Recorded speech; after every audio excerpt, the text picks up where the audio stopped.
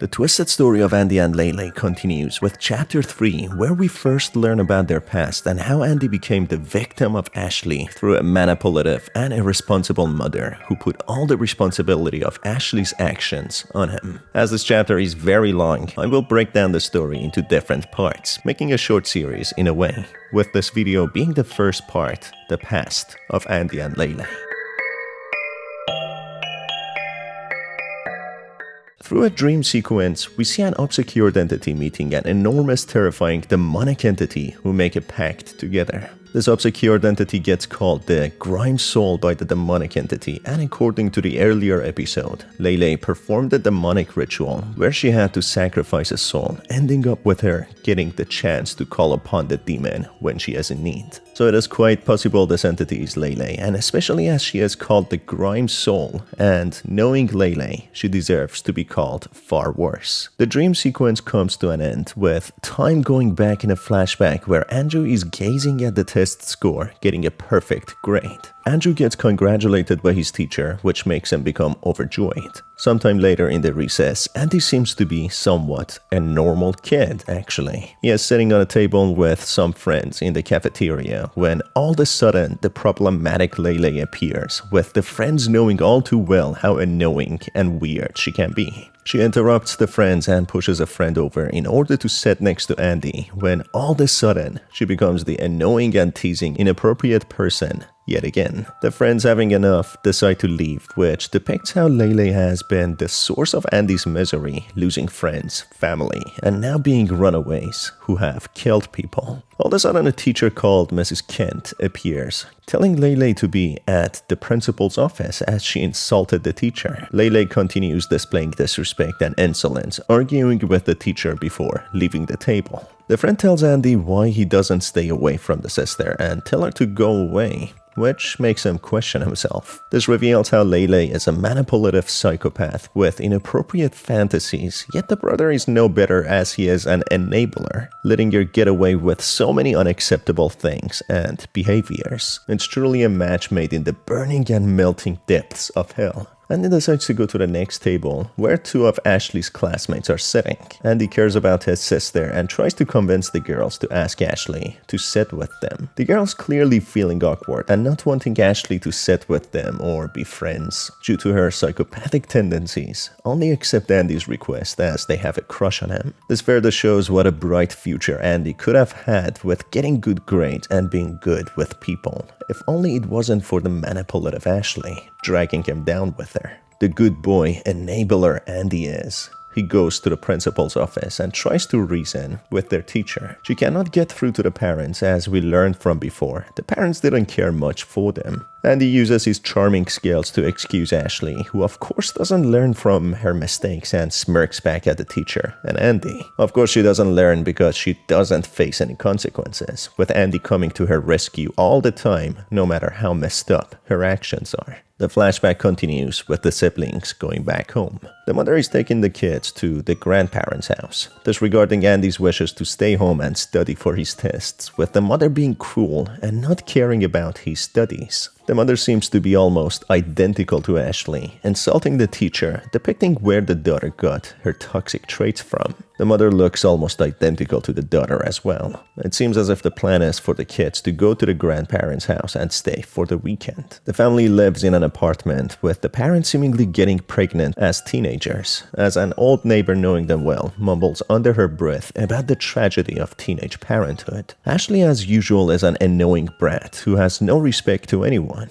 being completely antisocial while making violent threats. Poor Andy is the one who has to take care of Ashley, as the parents don't want to take much part in her upbringing. Ashley is difficult and irritating. She throws her shoes like an annoying child, and poor Andy has to take responsibility for her and even gets told off by the mother about her behavior, as if he is the parent and the one responsible for her rather than herself. On the other way to the grandparents' house, the conversation between between the parents reveals they are heavy in debt and low on cash, even borrowing this car from a friend. The main motive for visiting the grandparents is to borrow money from them, something the grandfather knows too well. As they arrive, Ashley is her usual insufferable, rude and repulsive self, while Andy tries to clean up her mess and be nice. The grandma is nice to them, while the grandpa is direct and doesn't hold back, and I feel he's a little bit of a misogynist as he disregards the grandmother and treats her really poorly. The grandpa seems to be very resentful of the father for marrying the wife. He doesn't like her and feels as if she is an irresponsible leech trying to milk the grandparents for money while using the husband as he is very naive. She apparently tricked him, lying about her age, getting pregnant at 15 years old, which in turn forced the father to marry her. The grandpa has a lot to say about her and that Ashley is a clone of her, being both horrible while Andy has a chance of a better future. This is unfortunately a badly dysfunctional family, but the grandpa is to some degree understandable as he sees his son being wasted away, making terrible decisions in life, sleeping with an underage girl unknowingly whom he gets pregnant, and they live a life of financial struggles while having 2 children whom they don't put any effort into raising properly. Apparently the mother lied about her age to the father, and that's why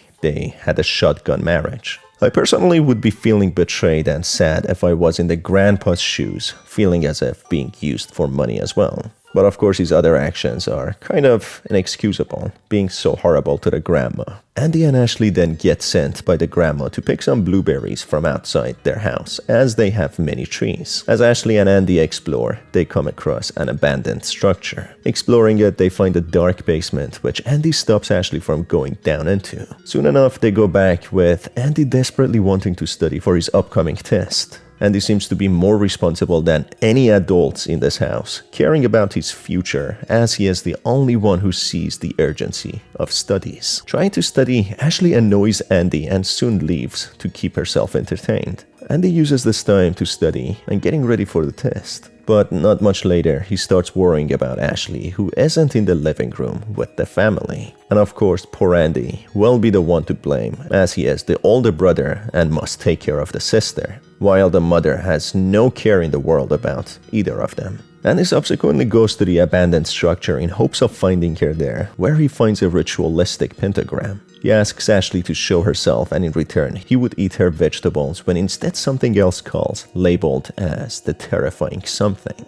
Andy passes out and wakes up hearing screams from the outside. He finds petals of flowers as if depicting his soul travel to the alternate dimension where the demonic being was seen in the prologue. So the entity that was roaming around in this alternate dimension could most likely be actually Andy, who made a deal with the demon. Unaware of what he has done, Andy goes out where he finds Ashley. She somehow has managed to get herself stuck behind a little swamp. As Andy puts a stone for her to step on, she slips and falls into the mud, completely refusing to listen to Andy's instructions about how to step on it and to be careful. He tries to sneak her into the shower in order to not get in trouble, as he is the one who always gets blamed for Ashley's misbehaviors. Managing to sneak Ashley into the shower, he tells her specifically to wait until he brings her spare clothes and to wash up quietly. But as soon as he leaves the bathroom, she runs the shower loudly, leaving the door unlocked, being absolutely obnoxious and stupid. The irresponsible and childish mother barges in, shouting at Ashley. Ashley, being the annoying, irresponsible child she is, takes absolutely no accountability for her actions, which ends with the mother coming out and calling Andy irresponsible. What an irony it is, if you ask me. The mother puts all the blame on Andy, as if he is supposed to be responsible for his sister. The grandma tries to calm things down, but as she has no mind of her own, being very weak mentally, she sides with the mother that Andy is irresponsible. The stupid, annoying, and irresponsible Ashley takes no accountability, hiding behind the mother when poor Andy gets punished, being forced to plant flowers outside, even though he has to study, and pleads with them to let him study as he's got a test coming up. This only displays how Ashley has a big mouth and loves to make trouble, as if she is a bad girl capable of so much, but when it comes to it, she cowers like a coward, just for the brother to get the punishment in her place. She only does what she does because she never faces any consequences. On the other hand, the adults are insufferable and blame the only good person here, Andy for their lack of good parenthood. Andy seems to be the only person here trying to be responsible and tries hard to have a good future, wanting to study, but the parents and grandparents are absolute wastes of space for punishing him by preventing him to study. If anything, good parents would be overjoyed for their child wanting to study, as usually kids don't want to do that. But here, they want to punish a responsible child like Andy just because of their own shortcomings and resentment and messed up minds and lives. The toxicity and dysfunctionality of this family is just too unbearable, and Andy seems to be the real victim here. As Andy spends hours planting the flowers, Ashley comes out of nowhere, being completely unbothered by what she had just done and the trouble she put Andy in, saying that she is clean now and demands Andy to play with her. Andy calmly tells her that she needs to finish the garden when Ashley jumps into the garden, plucking all the plants out, saying it's stupid anyway and they should play. That's when the mother comes, calling Ashley for dinner, who then looks at the garden seeing how the plants are plucked, scoffing at Andy in disappointment, ordering him to finish up before he can get dinner. Ashley nonchalantly leaves with the mother without a care in the world to have dinner, while Andy is left behind to replant the flowers. At this point, me as the narrator am about to have a crash out, with my forehead vein popping out. But poor Andy somehow tries to compose himself, yet he can't, shouting curses before replanting the flowers, which takes hours till it gets dark. He cannot simply understand it. This is just purely unfair. Why do the parents play favorites? Why is he the one to be punished for Ashley's screw-ups? He thinks to himself how to escape her, this annoying brat who never leaves him alone and always gets him in trouble for her stupid screw-ups, which she makes no effort to hide or help at all, even when Andy gives her detailed instructions of what to do. He thinks about getting a scholarship to go somewhere far away from her so maybe he can have a good future. But unfortunately, we know what happens. Poor Andy becomes a runaway because of Ashley. Ashley the psychopath, the selfish and irresponsible sister who smears Andy in her screw-ups, who has to get the punishment as the consequences of her reckless and irresponsible actions. Actions she performs even though she fully knows would end up in Andy getting in trouble. As Andy goes inside, he sees not a plate of food left for him, with the table cleared and all going to their rooms. This is infuriating to watch. Is it because no one cares about Andy? Is it because they prefer Ashley and she happens to be similar to her stupid mother? Or is it because Andy is the only person who cares and tries, so he is an easy target? Poor Andy leaves, taking it to the other cheek, thanking the grandma as she tells him that she will make him a good breakfast tomorrow. As Andy goes to his room, he comes to the horrifying discovery of finding his precious school books being torn into pieces by Ashley, who is laughing and jumping on her bed, telling him that he needs to thank her as he doesn't have to study anymore and he can be her playmate forever. At this point, I doubt Ashley does it on purpose. She could simply have some sort of mental disorder, not realizing what she does is not okay. What's really annoying is that she intentionally does all this, harming Andy over and over, the only person who cares about her, knowing fully well that she won't get in trouble and Andy has to be hurt for her actions, and she always says it's not her fault. Andrew has enough and rushes to Ashley to hit her. But just then she screams and cries for the mother when the mother barges in. She lies to the mother that Andrew hit her when the mother, instead of disciplining her, tells her to leave the room when she leaves screaming how she hates everyone being entitled and annoying. Then the mother sits Andy down and starts talking in her manipulative and gaslighting manner. She threatens to beat Andy to a pulp as he wanted to act like an idiot, hitting his sister, saying that hitting doesn't solve anything. She yet again places all the blame on Andy and that he should be the one taking accountability and not his stupid little sister. The mother, instead of raising her children well, taking responsibility as a parent and disciplining Ashley for her screw-ups, leaves all that as a heavy burden on Andy, gaslighting him that he should be the one taking care of her. Of course, for a child, Andy is. He's been dealt something much bigger than he could ever handle, as he is a child with his own life and dreams and goals. and Ashley is a huge hurdle in his way of achieving anything. Poor Andy has to take all the responsibility, being exploited and manipulated, with the horrible mother taking absolutely no accountability. The evil Ashley comes back to the room, demanding someone to read her a book, having a mischievous and horrible smile. The mother passes the responsibility to Andy and leaves. I honestly don't know how Andy could endure any of this, but I have a little bit of experience myself how trying to be the only responsible person in a group can make you become the working cow with all the responsibilities falling on you. Poor Andy, just because he cares, has to take the responsibility of everyone within his toxic family. Poor manipulated and gaslit Andy, being confused as a child, smiles at Ashley and tells her that he is not mad at her while reading her the book. As Andy tries his best, he can't hold his tears back and starts sobbing for the pain and misery that he's been put through. The toxic family that is dragging him deeper and deeper into the miserable and suffocating swamp that they are in. He honestly tells Ashley that he doesn't like her, when all of a sudden Ashley plays victim and says how nobody does and that she only has him, which leads to Andy sympathizing with her and pitying her, which leads to him becoming who he is now, the punching bag for Ashley. Time passes to the exam day and Andy just barely passes, with the teacher who looked up to him being disappointed and asking if he even tried. Andy, at this point knowing he will be stuck with Ashley, crumples up his test paper and throws it into the trash, knowing full well that his future is completely shattered and any hopes that he ever had.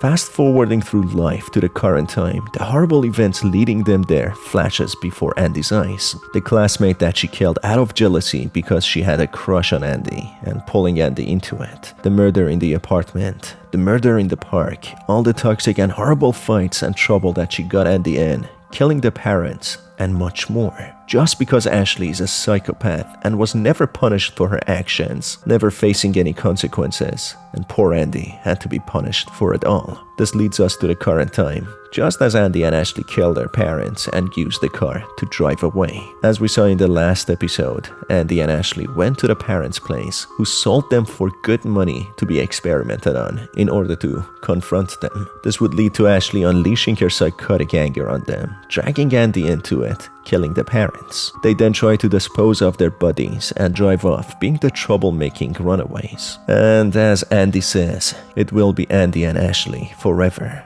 Forever stuck with the psychotic murderer that she is, who takes no accountability and can never be relied on. This haunting thought wakes Andy up in a sweat, staring at the blood under his fingernails left over from the remains of their parents. He knows the bright future that he had ahead of him is long gone, and all thanks to Ashley, someone who never takes responsibility for her actions and drags Andy into all of it. And this brings us to the end of this part. Keep tuned as I'm making the second part, which should be ready very soon. It's been your host Dar, thanks for being here, and I will see you on the next one.